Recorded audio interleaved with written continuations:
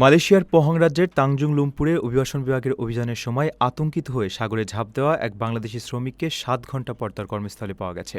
২৫ বছর বয়সী ওই শ্রমিক প্রায় ৫ কিলোমিটার সাঁতরে কাছের জঙ্গলে কয়েক ঘণ্টা অবস্থান করেন। পরে বিকেল ৫:৩০টার দিকে নিজ কর্মীদের আবাসনে ফিরে আসেন তিনি। মালয়েশিয়ার বিভিন্ন গণমাধ্যমে ঘটনাটি নিয়ে সংবাদ করা হয়েছে। জানা গেছে, বৃহস্পতিবার সকালে তানজুং লুম্পুরের একটি নির্মাণস্থলে অভিবাসন বিভাগের পরিদর্শন চলাকালে এই ঘটনা ঘটে। বিপুল সংখ্যক আইনশৃঙ্খলা বাহিনীর সদস্য ও অভিবাসন কর্মকর্তাকে দেখে আতঙ্কিত হয়ে ওই শ্রমিক সাগরে ঝাঁপ দেন বলে জানায় ফায়ার অ্যান্ড রেস্কিউ বিভাগ। ঘটনার পর তাকে সাগরে ডুবে নিখোঁজ হওয়ার আশঙ্কায় ব্যাপক উদ্ধার অভিযান শুরু হয়। এতে ফায়ার অ্যান্ড রেস্কিউ বিভাগের ২০ জনের বেশি সদস্য, আন্ডার ওয়াটার রেস্কিউ টিমের ডুবুরি, ড্রোন ইউনিট, পুলিশ ও সিভিল ডিফেন্স ফোর্স অংশ নেয়। পরে সন্ধ্যার দিকে নির্মাণস্থলের এক সুপারভাইজার জানান, নিখোঁজ শ্রমিকটি নিরাপদে কর্মীদের আবাসনে ফিরে এসেছেন। পুলিশ যাচাই করে তার পরিচয় নিশ্চিত করে এবং জিজ্ঞাসাবাদের জন্য তাকে হেফাজতে নেয়।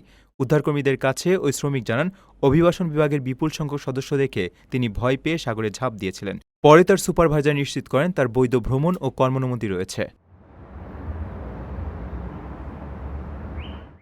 প্রথমবারের মতো প্রবাসীর সিটিতে শুরু হলো কমার্শিয়াল শপ বরাদ্দ।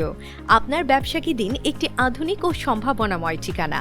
একই সঙ্গে নিশ্চিত করুন ভবিষ্যতে লাভজনক বিনিয়োগ। সীমিত সংখ্যক কমার্শিয়াল স্পেস এখন বুকিং চলছে। স্ক্রিনে প্রদর্শিত নাম্বারে আজই যোগাযোগ করুন এবং আপনার পছন্দের শপটি বুকিং নিশ্চিত করুন। স্পেস সীমিত, তাই দেরি নয়, আজই বুকিং করুন। প্রবাসীর সিটি, আপনার ব্যবসা ও বিনিয়োগের স্মার্ট সমাধান।